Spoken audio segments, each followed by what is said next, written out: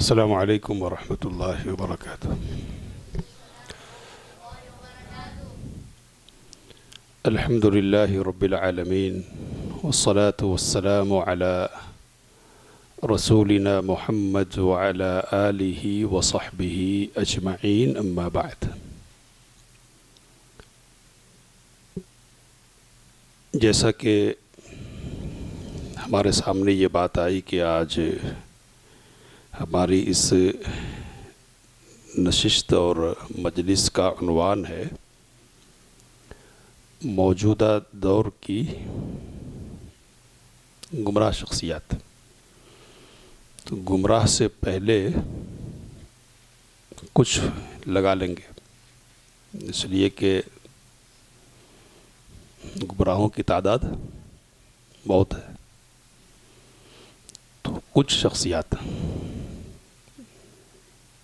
یہ بات ہمارے علم میں ہے کہ اللہ تعالیٰ نے جس مقصد کے لیے ہمیں پیدا فرمایا ہے، اس مقصد کو سمجھانے کے لیے اس نے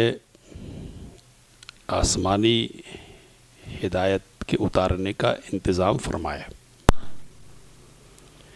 فَإِمَّا يَأْتِيَنَّكُم مِّنِّي هُدًى، میری طرف سے ہدایت آئے گی۔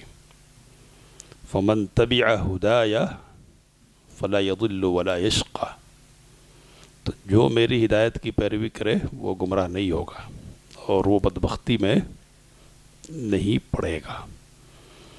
یہ جو ہدایت ہے جس کی نسبت اللہ تعالیٰ نے اپنی طرف کی، یعنی یہ کہا کہ میری طرف سے ہدایت اور میری ہدایت، تو اس ہدایت کو اللہ تعالیٰ نے انبیاء کرام علیہم الصلاۃ والتسلیم کے ذریعے سے ہمارے درمیان اتارا اور بھیجا ہے۔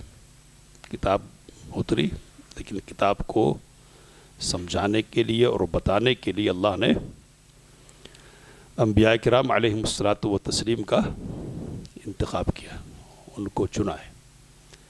انبیاء ہر دور میں آتے رہے اور ہدایت کا چراغ بنتے رہے، اور اس سلسلے کی آخری کڑی کے طور پر ہمارے نبی جناب محمد الرسول اللہ صلی اللہ علیہ وسلم اس دنیا میں تشریف لائے۔ 23 سال کی محنت ہوئی آپ صلی اللہ علیہ وسلم کی، اور اس کے بعد یہ اعلان ہوا کہ دین مکمل ہو گیا، اور یہ بتایا گیا کہ اس امت کو اب اس مکمل دین کی پیروی کرنی ہے، اور یہ بھی بتایا گیا کہ اس کی حفاظت بھی کرنی ہے، اور ان باتوں کی تاکید کے ساتھ اس بات سے بھی آگاہ کیا گیا کہ یہ جو دین ہے نا الہی، اس دین کے خلاف جیسے پچھلے زمانوں میں مقابلہ آرائی ہوئی ہے، لوگ اس کے مقابلے میں آئے، اسی طرح اگلے زمانوں میں بھی لوگ اس دین کے مقابلے میں آئیں گے۔ کچھ کھلے طور پر آئیں گے، کچھ چھپے طور پر آئیں گے، کچھ نیت کے اعتبار سے اچھے ہوں گے، کچھ نیت کے اعتبار سے برے ہوں گے۔ نیت اچھی ہوگی لیکن طریقہ کار اچھا نہیں ہوگا، تو اس طرح سے کہیں نقلی دین کا سامنا کرنا پڑے گا پورا، اور کبھی کہیں ملاوٹی، یعنی کچھ اصلی اور کچھ نقلی کا سامنا کرنا پڑے گا۔ نبی اکرم صلی اللہ علیہ وسلم کی ایک حدیث اس سلسلے میں ہمارے سامنے، اسی حدیث کو بنیاد بنا کر بات کرنی ہے سنن بیہقی اور احادیث کی کئی کتابوں میں یہ روایت آئی ہے، اور شیخ البانی رحمۃ اللہ علیہ نے اس روایت کو صحیح کہا ہے۔ رسول اللہ صلی اللہ علیہ وسلم نے فرمایا کہ یحمل هذا العلم من کل خلف عدولہ، یہ جو علم ہے اس کو اٹھائیں گے، لیں گے ہر پیچھے آنے والی جماعت میں سے معتبر اور ثقہ لوگ، قابل بھروسہ لوگ۔ کیا کریں گے وہ؟ تو ینفون عنہ تحریف الغالین، وہ اس دین علم سے غلو کرنے والوں کی تحریف کو دور کریں گے، وانتحال المبطلین، باطل پرستوں کی جو ایجادات ہوں گی، اپنی طرف سے جو معنی وہ ایجاد کریں گے یا اندر کے معنی کو دوسرا معنی پہنانے کی کوشش کریں گے، تو ان کوششوں کا وہ پردہ چاک کریں گے۔ اور وہ تعویل الجاہلین، اور جاہلوں کی طرف سے جو تعویل ہوگی، یعنی غلط معنی سمجھنے اور سمجھانے کی بات ہوگی، اس کو ہٹائیں گے، اس کو دور کریں گے۔ تو یہ حدیث ہمارے سامنے ہے، یحمل هذا العلم، یہ پہلا جملہ ہے۔ اس علم کو کیا کریں گے؟ اٹھائیں گے، لیں گے۔ تو یہ کسی خاص چیز کی طرف اشارہ کر کے بولتے ہیں نا، اور العلم تو یہ خاص علم ہے، یہ اس کو اٹھانا ہے۔ اور یہ علم کیا ہے؟ متعین ہے۔ علماء اس کی تشریح میں کہتے ہیں الکتاب ای علم الکتاب و سنہ، اس علم سے مراد کیا ہے؟ کتاب و سنت کا علم۔ تو اس علم کو اٹھائیں گے، اور بعض روایتوں میں کہ یریثو، اس علم کے وارث بنیں گے۔ تو یہ کیا ہے؟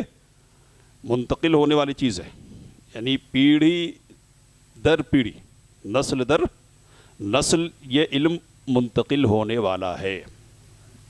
پہلے کے لوگ جائیں گے تو بعد کے لوگ جو آئیں گے، ان میں سے جو معتبر اور ثقہ لوگ ہوں گے نا، وہ اس علم کو اٹھائیں گے۔ تو یہ علم متوارث ہے۔ متوارث ہونے کا مطلب ہے کہ وراثت میں آنے والا علم ہے، یہ کوئی نیا علم نہیں ہوگا، بلکہ یہ کیا ہوگا؟ پرانا، جس کو لینا ہے، اخذ کرنا ہے، اپنی طرف سے ایجاد کرنا نہیں ہے، اللہ کی طرف سے اتارا ہوا علم، اس کو لینا ہے۔ ٹھیک ہے، یہ بات سمجھ گئے۔ نبی اکرم صلی اللہ علیہ وسلم نے فرمایا کہ ہر زمانے میں جو اس علم کو اٹھانے والے لوگ ہوں گے نا، تو اس کو جو اٹھائیں گے وہ عدول ہوں گے، عادل اور ثقہ لوگ ہوں گے۔ تو یہ کچھ ثقہ لوگ ہوں گے، یہ ترجمہ کریں گے، اور پھر اس حدیث کی بنیاد پر غور کرے تو یہ بات ہمارے سامنے آتی ہے کہ یہ علم تو رہے گا اور قیامت تک رہنے والا ہے۔ لا تزال طائفة من امتی ظاہرین علی الحق حتی یأتی امر اللہ، او کما قال، کہ اللہ کا امر جب تک نہیں آئے نا، وہ ایک جماعت رہے گی اس علم کو اٹھانے والی اور حق پر قائم رہنے والی۔ تو یہ قیامت تک رہنے والا علم ہے، رہے گا یہ، لیکن اس علم کے پہلو بپہلو مقابلے میں کچھ دوسری چیزیں بھی ہوں گی۔ تو تین چیزوں کی طرف نبی اکرم صلی اللہ علیہ وسلم نے اشارہ فرمایا ہے۔ وہ تین چیزیں کیا ہے؟ تو پہلی چیز ہے غلو، غلو کی بنیاد پر تحریف۔ غلو کس کو کہتے ہیں؟ تو زیادتی کر دینا، بڑھانا، اپنی طرف سے کوئی فکر ایجاد کر کے اس کو دین کا حصہ بنانا۔ کوئی شکل ہے دین کی، اس شکل کو ادا کرنے کا جو شرعی طریقہ ہے، جو شرعی معنی ہے نا، اس معنی سے بڑھ کر معنی بتانا۔ تو اس معنی کو ثابت کرنے کے لیے کیا ہے؟ تحریفات کرنے کی ضرورت پڑتی ہے، تبدیلیاں۔ تو یہ غلو ایک سبب ہے دین میں، علم کے بالمقابل آنے والی ایک چیز کیا ہے؟ غلو ہے۔ ٹھیک ہے۔ دوسری چیز نبی اکرم صلی اللہ علیہ وسلم نے بیان فرمائی ابطال، مبطلین۔ تو باطل پسند وہ لوگ کے جو بدنیت ہوں گے، وہ لوگ جو باطل کو پھیلانے والے ہوں گے، وہ بھی اس دین کے اور اس علم کے بالمقابل آئیں گے، اور کیا کریں گے؟ وہ انتحال کریں گے، انتحال. انتحال کس کو کہتے ہیں؟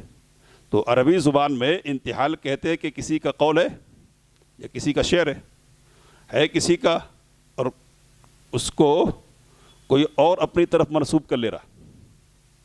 سمجھ میں آ رہی ہے بات؟ علامہ اقبال کا شعر ہے مثال کے طور پہ، پڑھ رہا آدمی اور کیا کہہ رہا ہے؟ اس طور پر پڑھ رہا کہ میرا ہے. تو یہ ایک ہے، اور اس کو الٹ دیجئے. الٹنے کی صورت یہ ہوگی کہ ہے میرا اور میں مڑ کسی اور کے سر رہا ہوں تیرا کہہ کے. تو یہاں انتحال کا مطلب یہ ہے کہ اپنی بات ہوگی لیکن اس کو کس طور پر پیش کریں گے؟ بولیے، دین بنا کر، ہے نا. تو اپنی گڑی ہوئی خانہ ساز چیز کو کیا کریں گے؟ دین بنا کر پیش کریں گے. اور دین بنا کر پیش کرنے سے مقصد کیا ہوگا؟ تو باطل کو فروغ دینا اور حق کے مقابلے میں باطل کو آگے بڑھانا. ٹھیک ہے، یہ دوسری چیز. اور تیسری چیز کیا ہے؟ جہالت. تو جہالت کی بنیاد پر بھی علم کا مقابلہ ہوتا ہے. پڑھے نہیں، علم حاصل کیا نہیں اور بیٹھ گئے کیا ہے؟ دین سمجھنے کے لیے. تو اب دین جہالت کی بنیاد پر سمجھ رہے تو پھر کیا ہے؟ جو معنی ہے حقیقی وہ معنی نہیں سمجھ کے دوسرا معنی سمجھ رہے، دوسرا معنی سمجھا رہے ہیں. تو یہ تین اسباب ہوں گے کہ جس کی بنیاد پر دین کا کیا ہے؟ علم کا مقابلہ کیا جائے گا، ہوگا. تو اب یہ جب مقابلہ ہوگا تو ذمہ داری کیا بنتی ہے؟ تو نبی صلی اللہ علیہ وسلم نے ذمہ داری کی بات خود بتا دی ہے، اور یہ بات بھی بتا دی کہ یہ ذمہ داری کون لوگ ادا کریں گے.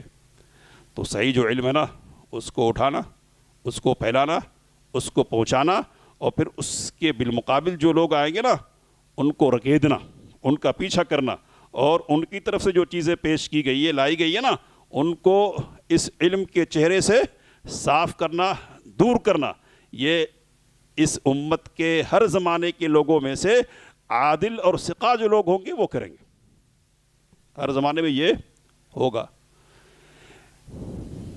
نبی اکرم صلی اللہ علیہ وسلم نے پیشین گوئیاں کی تھی. تو جو پیشین گوئیاں کی آپ صلی اللہ علیہ وسلم نے، ان کی بنیاد پر ہر دور میں ایسے لوگ مختلف عنوانات سے اٹھتے رہے، ہے نا. اور علماء نے ان کا مقابلہ کیا اور ان کا پیچھا کیا، چھوڑا نہیں ان کو.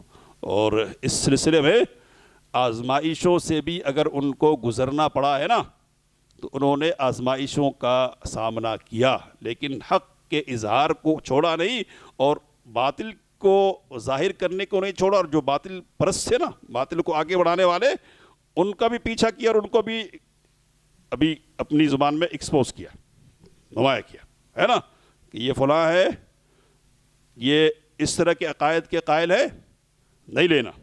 تو اب اس کو اگر سمجھنا ہو نا ذرا، اگر ذوق ہے تھوڑا، تو اس کے لیے ایک مختصر طور پر صحیح مسلم ہے نا، صحیح مسلم. تو صحیح مسلم کا مقدمہ ہے، یعنی شروع کا ہے نا، انٹروڈکشن کا یہ مقصد تالیف، یعنی کیوں لکھ رہی ہے کتاب صحیح مسلم، کیوں لکھی ہے، تو اس کی وجوہات وغیرہ.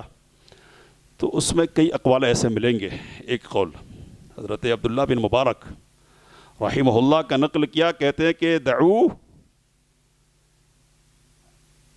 عمرو بن ثابت، یا کسی نام نکل گیا ذہن سے، کہ فلاں کو چھوڑ دو. کیا کرو؟ چھوڑ دو، یعنی اس سے علم نہیں لینا. کیوں نہیں لینا؟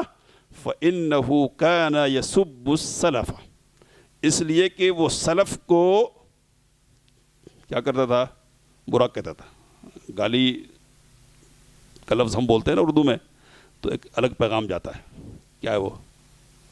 ماں بہن وغیرہ کا تصور آتا نا. تو عربی میں سب کا جو لفظ ہے نا وہ اتنا محدود نہیں ہے. ہر وہ لفظ اور ہر وہ بات کہ جس سے کسی کی تنقیص ہو، یعنی کسی پر عیب لگے، کسی کی بے عزتی ہو، وہ کیا ہے؟ سب ہے. تو سلف کہہ رہے ہیں، تو سلف کون ہے؟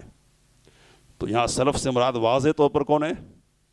صحابہ کرام رضوان اللہ تعالیٰ علیہم اجمعین. نام لے رہے، کہہ رہے کہ اس کو چھوڑ دینا ہے، اور کیوں چھوڑنا ہے اس کی وجہ بتا رہا. ٹھیک ہے. تو یہ ہر زمانے میں ہوا. حضرت امام احمد بن حنبل رحمہ اللہ سے ان کے ساتھی نے کہا کہ انہ لیشتد علی ان اقول، مجھے یہ بات ذرا مشکل گزرتی ہے، گراں بھاری، کہ میں یہ کہوں کہ فلان ضعیف و فلان کذاب، کہ فلاں کیا ہے ضعیف ہے اور فلاں کیا ہے جھوٹا ہے. کیا کہہ رہے؟ یہ بات کہتا ہوں نا تو ذرا دل پہ تھوڑا مشکل گزرتا ہے کہ کسی کی برائی کر رہے ہیں نا، ہاں زبان کھول رہے ہیں. تو امام احمد بن حنبل رحمہ اللہ نے جو بات کہی ہے ذرا سنیں. اور یہ باتیں اس لیے آپ کے سامنے رکھ رہا ہوں نا تو کہ کبھی کبھی عقیدتوں کی دنیا ہمارے دلوں میں آباد ہو جاتی ہے غلط طور پر، پہلے بغیر کسی تعارف کے شناسائی ہو جاتی ہے، کیا ہے مل گئے دل جڑ گیا، اور بعد میں جب حقیقت کھلتی ہے نا تو اب دل چھوڑنے کے لیے تیار ہی نہیں. ایسا کیسے؟ میرا محبوب ہے، کیا ہے میرا محبوب، تو محبوب کو چھوڑنے کے لیے محبوب کی برائی کیوں سنے گا آدمی؟ تو انشاءاللہ سمجھاؤں گا کہ اس لیے محبوب جلدی کسی کو بلانا نہیں چاہیے. تو امام احمد بن حنبل رحمہ اللہ سے کہہ رہے کہ مجھ پر یہ بات ذرا مشکل گزرتی ہے کہ میں کسی کے سلسلے میں کیا کہوں ضعیف ہے، یا کہوں کہ یہ جھوٹا ہے کذاب ہے، یعنی حدیث سے گڑتا ہے. امام احمد بن حنبل رحمہ اللہ نے کہا کہ اذا سکت انت وسکت انا فمتى يعرف الجاهل السحیم من السقیم. یہ بتاؤ کہ تم چپ ہو جاؤ جاننے والے، میں چپ ہو جاؤں، تو اگر تم اور میں چپ ہو گئے نا تو پھر جاہل صحیح اور کمزور ضعیف کے درمیان فرق کیسے کر پائے گا؟ تو ان کو بچانے کے لیے اپنا منہ کھولنا کیا ہے ضروری ہے. تو منہ کھولتے تھے.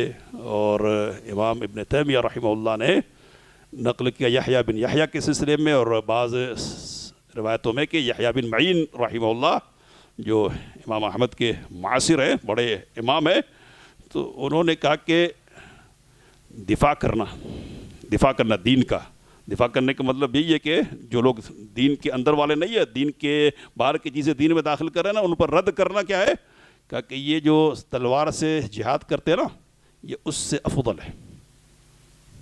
کیا کہہ رہے ہیں؟ اس سے کیا ہے افضل ہے. امام ابن تیمیہ رحمہ اللہ نے نقل کیا.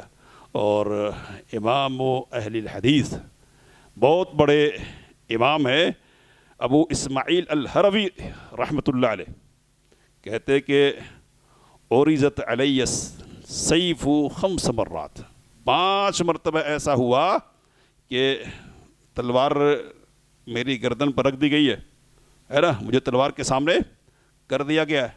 اس لیے میرا جرم کیا ہے اور مجھ سے کہلوانا کیا ہے؟ ذرا دیکھیے، کہتے کہ لا یقال لی ارجع عن مذہبک، مجھ سے یہ نہیں کہا جا رہا کہ آپ کا جو مذہب ہے، آپ کا جو مسلک ہے اس کو چھوڑو، اس لیے نہیں.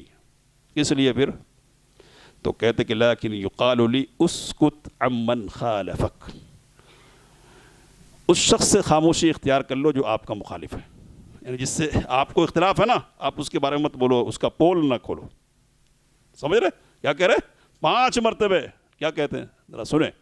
کہتے کہ فاقول لا اسکت، تلوار قبول ہے، گردن مار دی جائے یہ منظور ہے، لیکن یہ منظور ہونے کی خاموشی اختیار کر لو. تو یہ سلف کا طریقہ ہے اور یہ ان کا اسوہ ہے کہ اگر کسی نے ڈنڈی ماری ہے، نیک نیتی کی بنیاد پر ہو یا بدنیتی کی بنیاد پر ہو، تو اس سے امت کو آگاہ کریں گے اور امت کو اس کے فتنے سے، شعوری فتنہ ہو یا غیر شعوری فتنہ ہو، امت کو اس کے فتنے سے کیا کریں گے؟ بچائیں گے. نبی اکرم صلی اللہ علیہ وسلم کے فرمان پر عمل کرتے ہوئے اور دین اور امت کی خیرخواہی کا فریضہ انجام دیتے ہوئے. یہ جو دور ہے نا، تو گزشتہ ادوار کی طرح اس دور میں بھی ایسی کئی شخصیات ہیں کہ جن کے اپنے انحرافات ہیں. انحراف کا مطلب یہ کہ ہٹ جانا، سیدھے سے دائیں بائیں ہو جانا. تو دائیں بائیں ہو جانے والے کئی لوگ ہیں.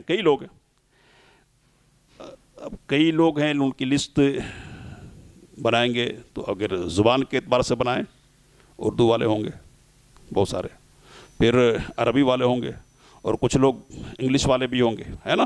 تو اس بنیاد پہ ترتیب بنائیں گے تو کئی لوگ ہوں گے. اب وہ سب کو اس سلسلے میں تو بات نہیں کر سکتے، اپنے بس میں بھی نہیں ہے اور وقت بھی اس کی اجازت نہیں دیتی. تو کچھ وہ لوگ کہ جن کا تعلق بر صغیر سے، بر صغیر مطلب سب کانٹیننٹ، یعنی کیا، ہند و پاک، انڈیا پہلا لمبا پورا، ہے نا. تو یہاں جو شخصیات اس سلسلے میں پیدا ہوئی ہیں ان کے سلسلے میں مختصر انداز میں کچھ تعارف آپ کے سامنے. ٹھیک ہے.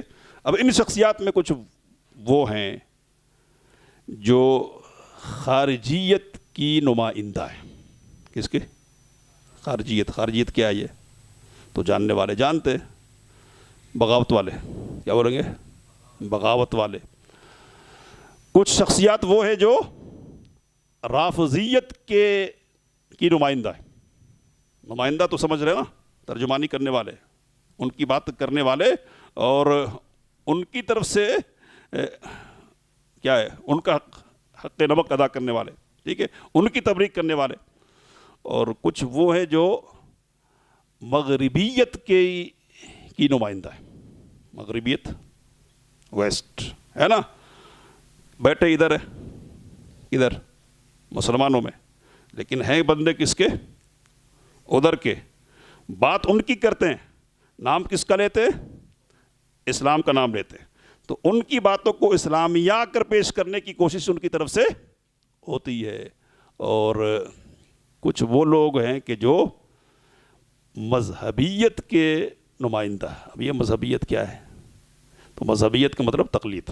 اب وہ وزن قائم کرنے کے لیے بول دے رہا ہوں، ویسا میں تقلید ہے نا. تو تقلید کے نمائندہ ہے. اب اس وقت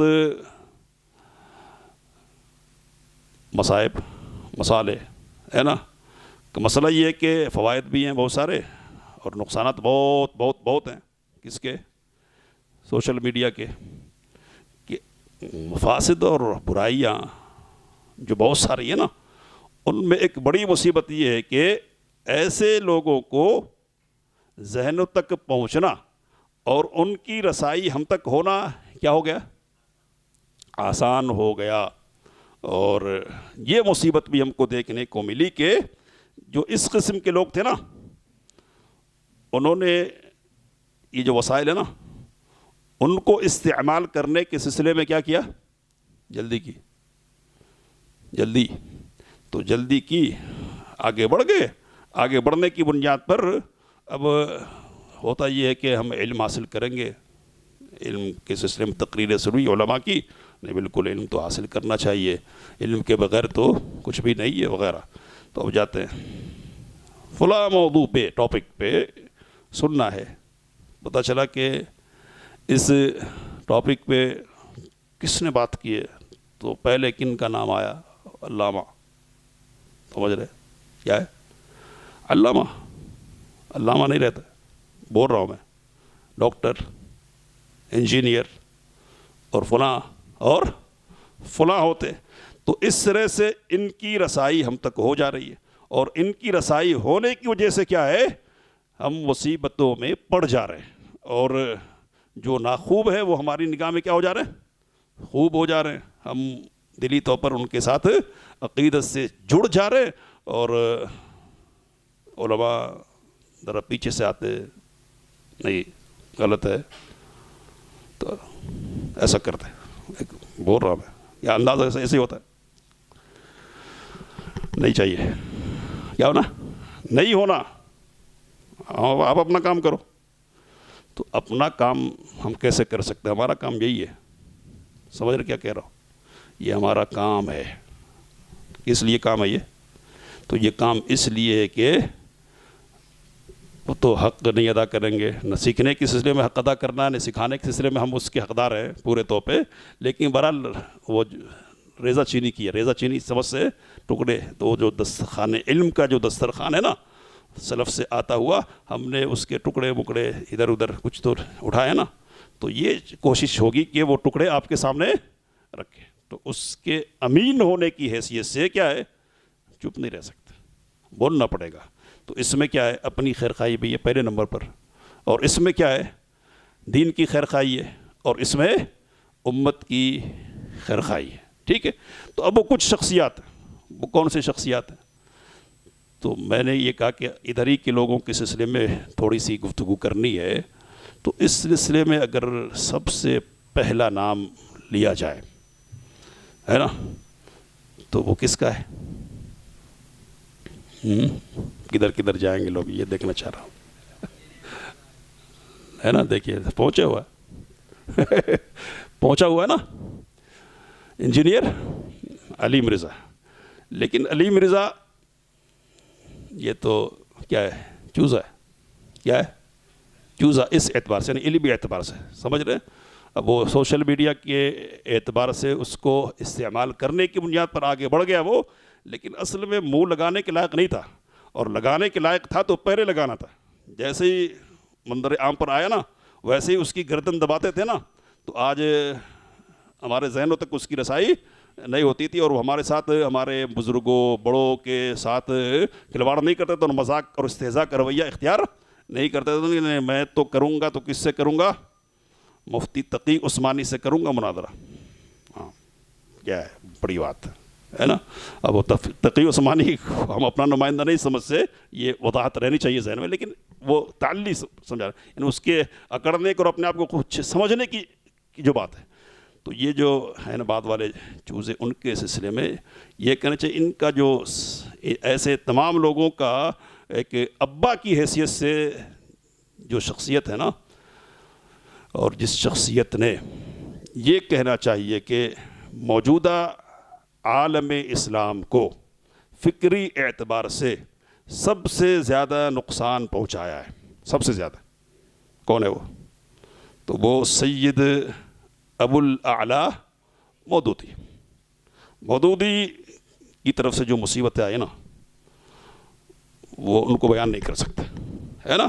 اور اتنا فکری اعتبار سے، منہج اور عقیدے کے اعتبار سے اتنا نقصان پہنچایا مودودی نے کہ بول نہیں سکتے۔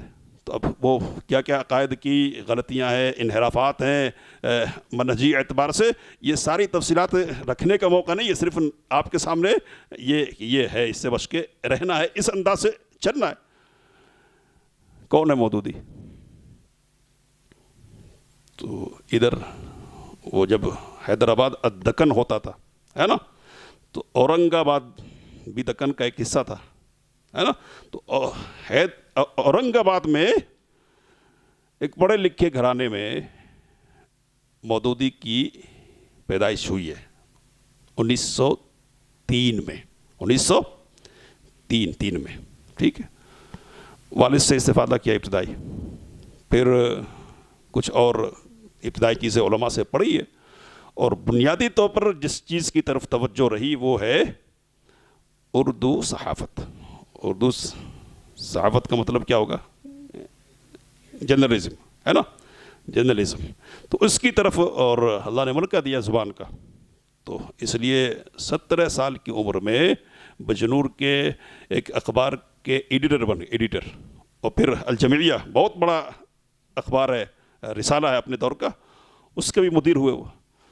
تو اب اسی دور میں، یہ دور پورا کا پورا کیا ہے، خلفشار کا ہے، انتشار کا ہے، اور امت مسلمہ ہر پہلو سے بے چینی اور اضطراب میں، پریشانی میں پڑی ہوئی ہے۔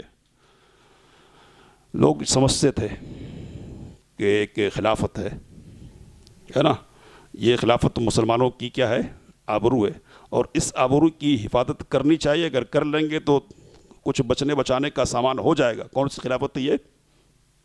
بولیے، عثمانیہ۔ لیکن بات یہ تھی کہ وہ جس خلافت کو آبرو کی حفاظت کا ذریعہ سمجھ رہے تھے، وہ تو کب ختم ہو چکی تھی، اس لیے اپنی بدعات کی وجہ سے، اپنی شرکیات کی وجہ سے، اور غلط اقدامات کی وجہ سے وہ کھوکھلی ہو چکی تھی، اور اس کے زندہ اور قائم رہنے کی کوئی وجہ یعنی شرعی اعتبار سے رہنے کی تھی. اللہ کا جو دستور ہے نا اس دستور کے مطابق نا یہ رہنے کے لائق نہیں رہے گی تھی. لیکن لوگوں نے کوششیں کی اور کوشش کامیاب نہیں ہوئی. یعنی خلافت تحریک چلی ہے نا, مودودی بھی اس کا حصہ رہے کسی نہ کسی طور پر, اور الجمعیہ جمعیت علماء ہند کا رسالہ ہے تو اس کے مدیر ہے, تو ساری چیزیں تو ہیں ہی سامنے. تو ایک ذہن بنا ہوا پریشانی حل کیا ہے, کیا حل ہے؟ تو اب یہی سمجھ میں آ رہا کہ جو آج اونچے ہیں نا وہ اونچے کس لیے ہوئے, کس بنیاد پر؟ تو اس بنیاد پر وہ اونچے ہوئے کہ ان کے پاس کیا ہے؟ پاور. کیا ہے؟ پاور ہے. تو پاور ہی سب کچھ ہے, یہ فکر بنا, اور یہ فکر اصل میں کیا ہے؟ مغربی ہے. اور ایک خاص شخص کے سلسلے میں نے پڑھا تھا کہ اس کی فکر ہے, مغرب سے تعلق رکھنے والے, اس کو شعوری یا غیر شعوری طور پر انہوں نے اخذ کیا اور پھر ایک عقیدہ, ایک فکر, بلکہ سب کچھ بنا کر مودودی بیٹھ گئے. تحریک شروع کی انہوں نے, ہے نا. علامہ اقبال سے بھی ملاقات کی, اقبال نے دعوت دی, دونوں کے درمیان گفتگو ہوئی. اب یہاں ادھر سے دلی وغیرہ ہوتے ہوئے, حیدرآباد سے ہوتے ہوئے پھر ادھر پنجاب کی طرف منتقل ہو گئے. اور 1941 میں انہوں نے جماعت اسلامی ہند قائم کی. ٹھیک ہے, 1941 وہ جو آواز لگائی تھی نا, تو ظاہری اعتبار سے بہت کیا ہے, اپیل کرنے والی تھی. اسلام قائم کریں گے اور نظام ایک بنے گا وغیرہ وغیرہ. تو اس لیے اچھے خاصے بڑے علماء بھی, وہ جو پہلی میٹنگ اور نشست تھی نا جماعت اسلامی کی بننے والی میٹنگ, اس میں اچھے خاصے لوگ شریک تھے ہندوستان کے, تقریباً ساری جماعتوں کے, اہل حدیث بھی, غیر اہل حدیث بھی, علیم ندوی, منظور نعمانی, عطا اللہ بھوجیانی, ہمارے مولانا محمد اسحاق بھٹی رحمہ اللہ نے لکھا کہ میں بھی تھا اس مجلس میں. انہوں نے لکھا کہ میں یہ دیکھ رہا تھا کہ بڑے بڑے علماء انتہائی معصومیت کے ساتھ لا الہ الا اللہ پڑھ رہے تھے. کیا مطلب؟ کیا ہے مطلب؟ یہ کہ اپنے ایمان کی تجدید کر رہے تھے. بڑے بڑے وہ اپنے انداز میں لکھتے کہ میں یہ سوچ رہا تھا کہ میں تو پیدا ہوا لا الہ الا اللہ پر, اب تک اسی پر قائم ہوں. اپنے پڑھنے کا کیا مطلب ہے؟ کہتے میں نے نہیں پڑھا. میرے استاد عطا اللہ بھوجیانی ہے, انہوں نے پڑھ لیا, بڑے محدث, بڑے عطا اللہ, انہوں نے ہی پڑھ لیا. تو اس طرح سے ایک فکر ہے. کیا؟ تو اس فکر کا خلاصہ کیا ہے کہ اللہ نے ہم کو کس لیے پیدا کیا؟ حکومت کے لیے, حکومت قائم کرنے کے لیے. انبیاء کی جو فکر ہے, اب تفصیل بہت زیادہ نہیں کر سکتے, مختصر, انبیاء کی جو فکر ہے نا وہ کیا ہے؟ اللہ نے ہم کو کس لیے پیدا کیا؟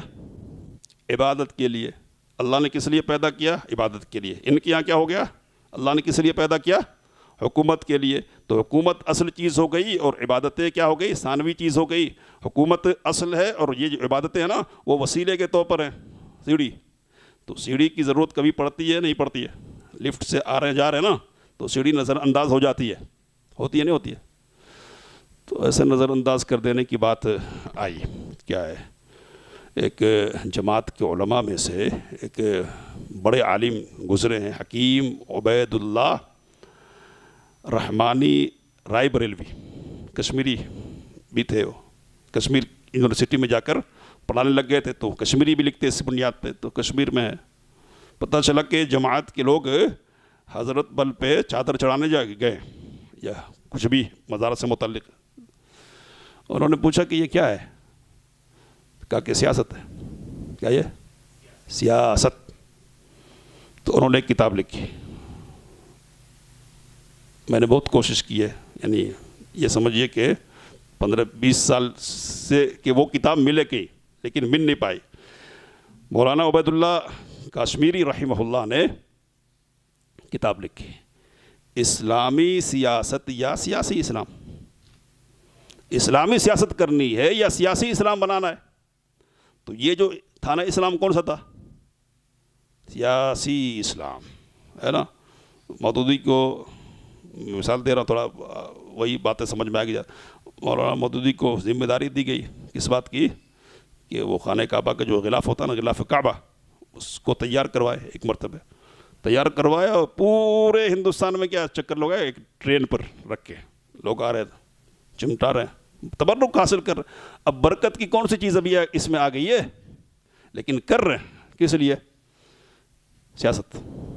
کیا یہ سیاست ہے؟ نعرہ کیا تھا؟ لا حاکم الا اللہ، اور ڈالنا کیا تھا اس نعرے کی بنیاد پر؟ کفر تھا۔ لیکن یہ سب کچھ ہوا، یہ سب کچھ ہو گیا نا، یہ خارجیت کے راستے کی طرف جانے کی چیزیں تھیں، اب ذرا دوسری طرف آنا اس لیے۔ لیکن بڑا نقصان یہ ہے کہ سب کو جوڑنے کے چکر میں، اور حکومت کا جو مزاج بن گیا تھا نا، اس مزاج کی بنیاد پر ایک بڑا نقصان امت کا بہت بڑا، کہ جس کا خمیازہ بہت بھگتنا پڑ رہا ہے۔ اور میں نے کہا کہ یہ جو انجینئر ہے نا، یہ چوزا ہے، تو یہ بھی اسی مرغی سے نکلنے والے چوزے، ایک چوزا ہے۔ کیا ہے؟ کتاب لکھ دی، کون سی؟ خلافت و ملوکیت لکھی۔ کیا ہے؟ خلافت و ملوکیت۔ یہ کہنا چاہیے کہ صحابہ کرام رضوان اللہ تعالیٰ علیہم اجمعین کی شخصیت کو ادھیڑنے کی کوشش کی انہوں نے، اور جو احترام ہونا چاہیے نا صحابہ کرام رضوان اللہ تعالیٰ علیہم اجمعین کے سلسلے میں، ذہنوں میں امت کے افراد کے درمیان جو متوارث ہے، یعنی ہمیشہ سے جو احترام چلا آ رہا ہے اور جو محبت چلی آ رہی ہے نا، اس کو کھرچ دینے کی ایک زبردست کوشش ہوئی۔ کس میں؟ خلافت و ملوکیت میں۔ اور یہ جو اب میں سوچا تھا ذکر کروں گا، میں دیکھیں گے انشاءاللہ، یہ اسحاق جہلوی ہے ایک، ہے نا، اور یہ جہلومی ہے یعنی مرزا، یہ سب کیا ہے؟ سب اسی سے استفادہ کرنے والے لوگ ہیں، اور یہ سب رافضیت کے یعنی شیعیت کے نمائندہ بن گئے۔ کہاں سے مواد ان کو ملا ہے؟ کہاں سے؟ تو اس لیے مودودی کا بڑا مقام ہے، الامام ہے۔ کہاں؟ بارگاہ ایران میں۔ سمجھ میں آ رہی بات؟ ادھر ایران کی بارگاہ میں، یعنی وہاں کی بڑے لوگوں میں مودودی کے الامام، المجاہد اور فلاں اور فلاں کیوں ہے؟ تحفہ دے دیا، اور اہل سنہ میں رافضیت کو گھسنے کا ایک پورا انتظام کر دیا۔ تو ایک طرف خارجیت کو پھیلانے کا سبب بن گئے، اور تکفیر کا راستہ اختیار کیا۔ کیا ہے؟ جو بھی ہٹے گا نا، حکومت صحیح طور پر نہیں کرے گا، وہ کیا ہو جائے گا؟ کافر ہو جائے گا۔ اور حکومتی اصل ہے، اس سے منہج سے جو ہٹے گا وہ کفر کا۔ تو سید قطب عربی دنیا میں معروف ہو گئے، اور تکفیر ان کی طرف سے پھیلی۔ تو اس سید قطب کے سلسلے میں لکھا ہے ایک عربی رائٹر نے کہ سید قطب کو بھی یہ تکفیر کا تحفہ دینے والا اصل میں کون ہے؟ مودودی ہے۔ سمجھ میں آ رہی ہے بات؟ تو مودود اس طرح سے کئی مصیبتیں ہیں۔ میں پڑھ رہا تھا تو لکھا کہ مودودی کی 2 یادگاریں ہیں، بڑی ہیں تو بہت ساری، اور مغرب کے بالمقابل ان کے شروع کا جو کام ہے نا، وہ اچھا بھی ہے نا، یعنی مغربی فکر کے مقابلے میں اسلام کی نمائندگی، تو ان کی بات تحریر بہت زبردست ہے۔ مولانا شیخ الحدیث محمد اسماعیل گجرانے والا، بڑے عالم جماعت کے گزرے ہے نا، تو انہوں نے لکھا کہ اس شخص نے جب بھی علم کی شاہراہوں میں سے، راستوں میں سے کسی راستے پر قدم رکھا نا، اس کو پھسلنا ہی ہوا، یہ پھسل گیا۔ تو ادھر آنے کا بندہ نہیں تھا، کدھر کا تھا؟ اسلام کی نمائندگی کرتا، اور کیا ہے؟ مغرب کے مقابلے میں رہتا، لیکن ادھر آ گیا۔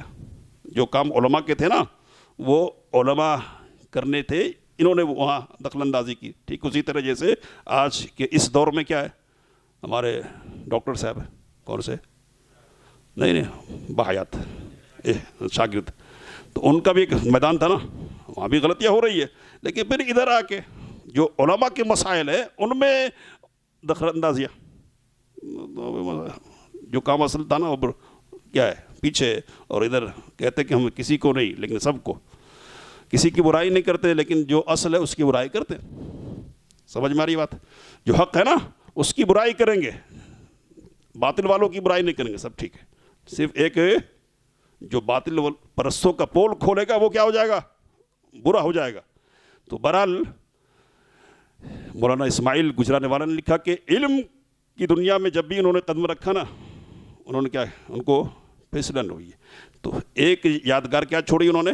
جماعت اسلامی، ٹھیک ہے، اس جماعت اسلامی کے حوالے سے بات ہم نے رکھنے کی کوشش کی ہے کیا مسائب پھیلے دنیا میں. تو دنیا میں جہاں بھی اگر امت مسلمہ کے افراد پریشان ہیں نا تو سمجھے کہ کچھ نہ کچھ کردار اور حصہ کیا ہے جماعت اسلامی کا اور مودودی کی فکر کا ہے, رہے گا وہ, اس کے بغیر چارہ ہی نہیں ہے. اگر اس پر فخر کرتے ہیں پوری دنیا میں اگر تو فخر کرے, لیکن یہ اصل فخر کی چیز نہیں ہے بلکہ کیا ہے, رونے کی چیز ہے, افسوس کرنے کی چیز ہے کہ نقصان اٹھ. ایک یادگار کیا ہے, جماعت اسلامی. اب بیچارے چلتے چلتے چلتے کدھر کدھر چلے گئے, اب موقع نہیں کہ اس پر گفتگو کی جائے.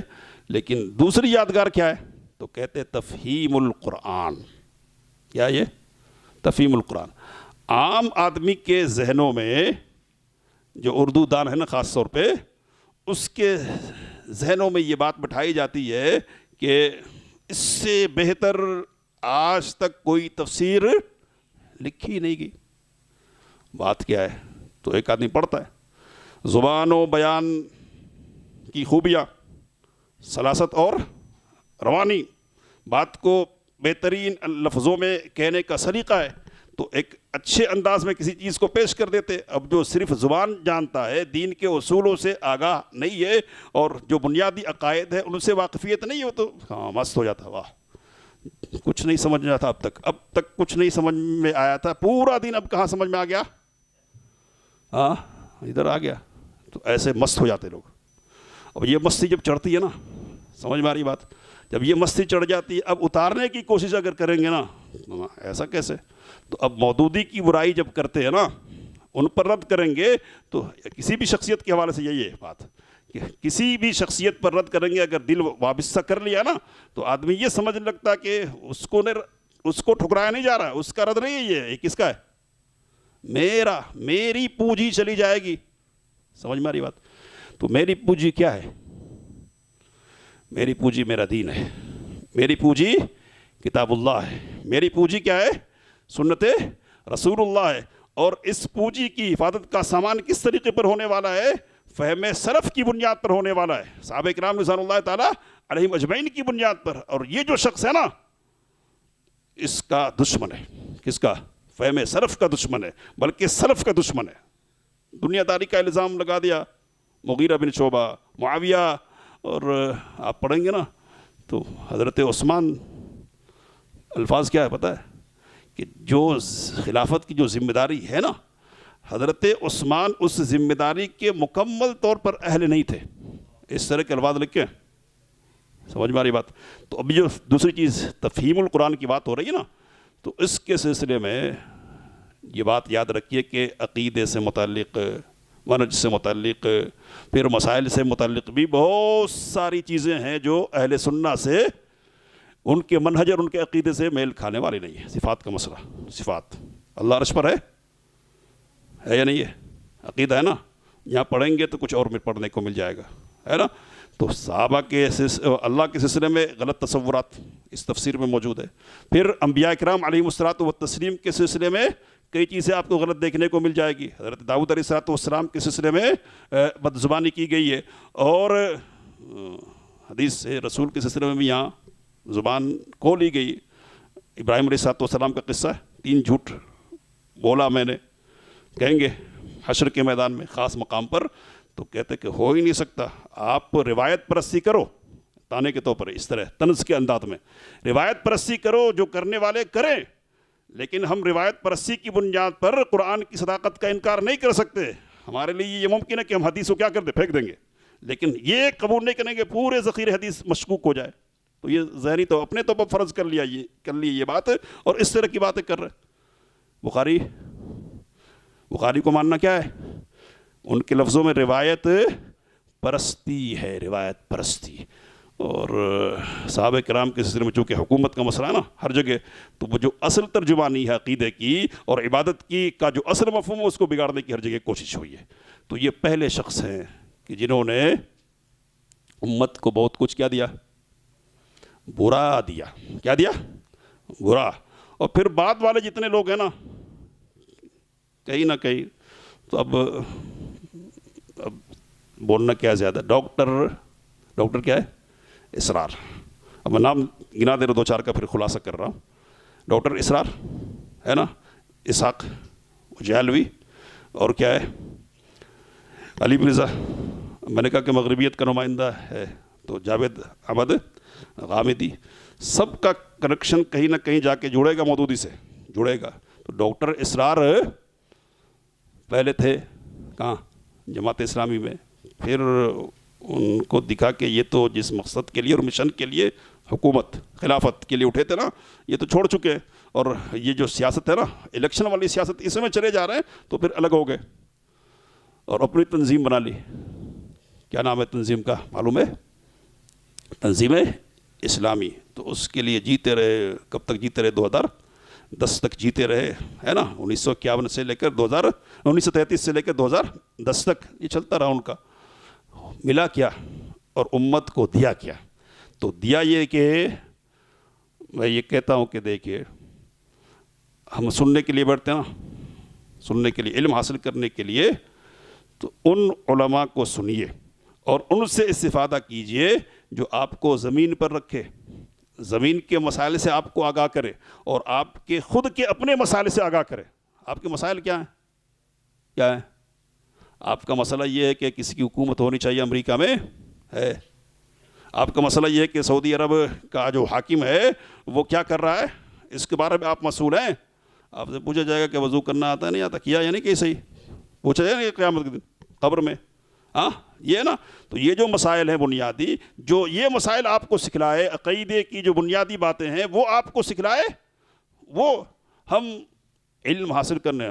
کھولے کیا ہے، سننا ہے. کون آ رہا ہے؟ ڈاکٹر اسرار. بہت اچھا بول رہے ہیں. کیا ہے؟ تو یہ جو بول رہے ہیں نا، کیا بول رہے ہیں؟ ایسا ہو جاتا، ویسا ہو گیا، ایسا نہیں ہونا تھا، ایسا کرنا تھا، ایسا ہوگا. ہم کدھر ہیں وہاں؟ تو ہم کہیں بھی نہیں ہیں. ہم کیا کر سکتے؟ زیادہ سے زیادہ میٹنگ کر لیں گے. میٹنگ بیٹھ کے ایسے ہی فلسفہ بگاڑیں گے اور نقش تعمیر کریں گے، اس کو گرائیں گے، اس کو اٹھائیں گے، بس یہی کریں گے. چائے پی رہے ہوں گے تو ذرا چائے پینا آسان ہو جائے گا، ذرا حلق میں اتر گئی، اچھے یہی ہوگا. تو جو زمین پر آپ کو لے آئے ان علماء کو سنیے. ایک چیز یہ ہے. دوسری بات یہ کہ جو ترتیب کی بنیاد پر آپ کو علم دینا، ترتیب کی بنیاد پہ، وہ کیا ہے؟ ان کو سنیے. ان کو ترتیب کی بنیاد ہے. پہلے عقیدے کی جو اہم چیزیں ہیں، پھر مسائل عبادات ہیں، طہارت وغیرہ، یہ ان کو سنیے. بہت سارے علماء ہیں، خاص طور پہ اگر ویڈیوز کی بنیاد پر بات کی جائے نا، تو شیخ ابو زید ضمیر حفظہ اللہ یہ پورے دروس ہیں.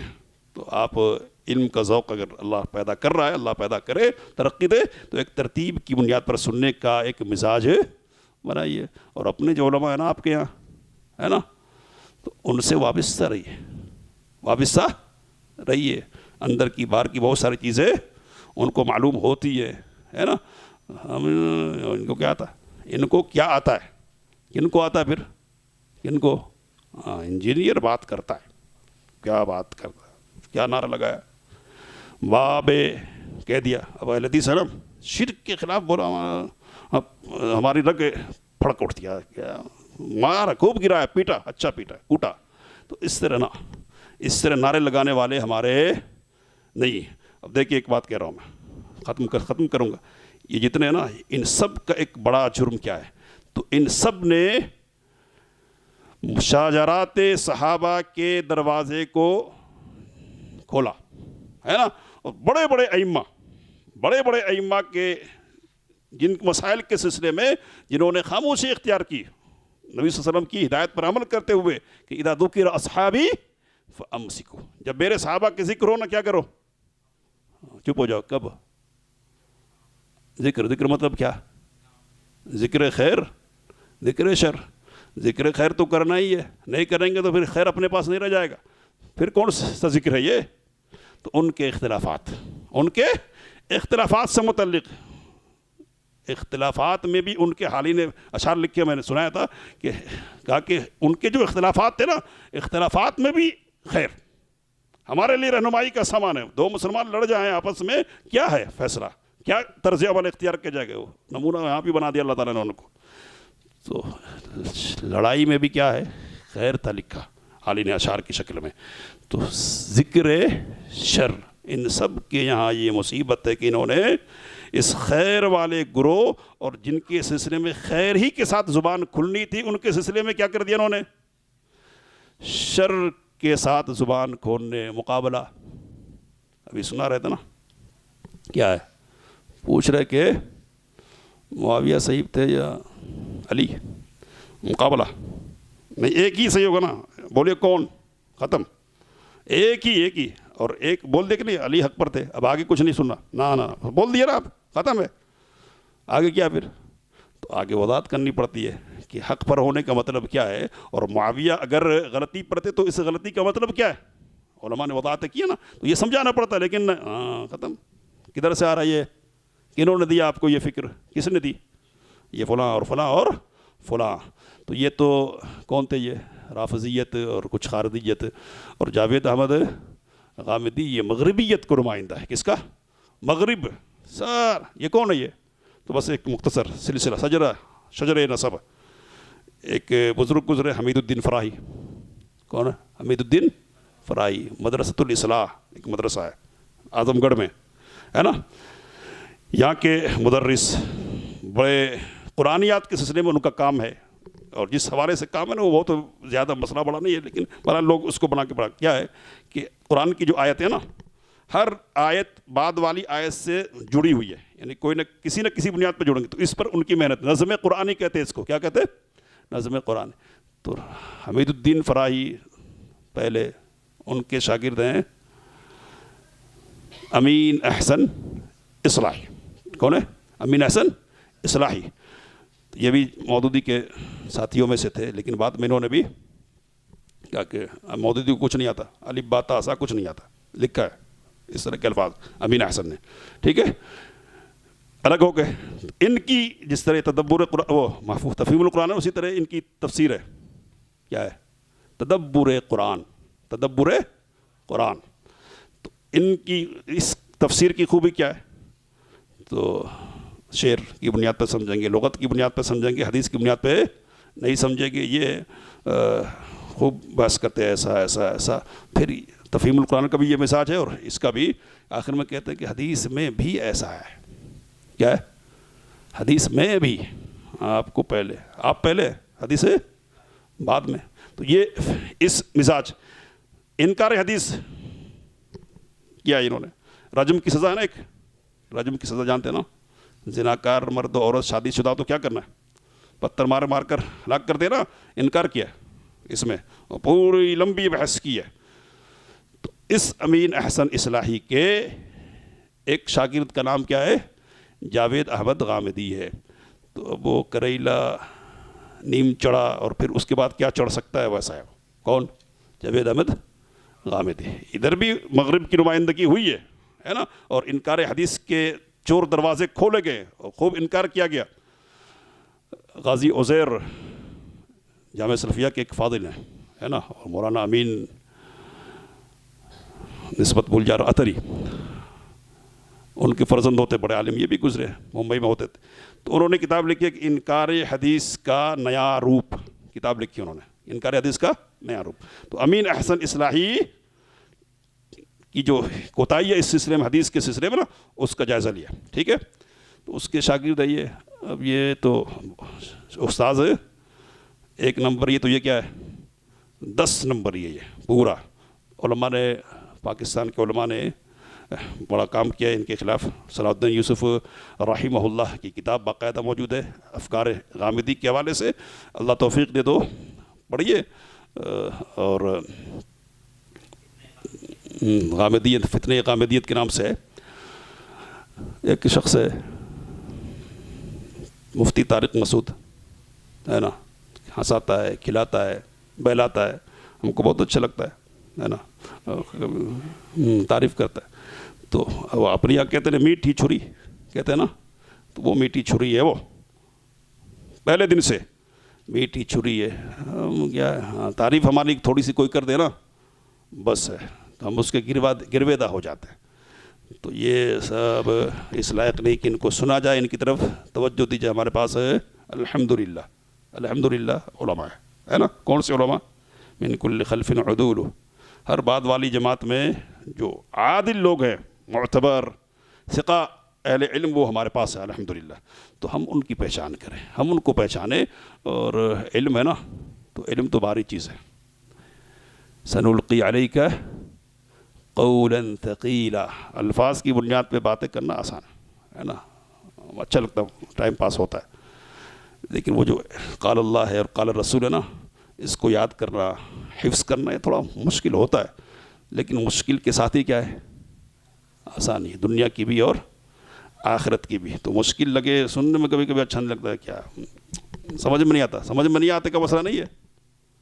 ہمارے فاروق عبداللہ نارائن پوری ہے، انہوں نے ایک واقعہ لکھا، میں بات ختم کر رہا ہوں.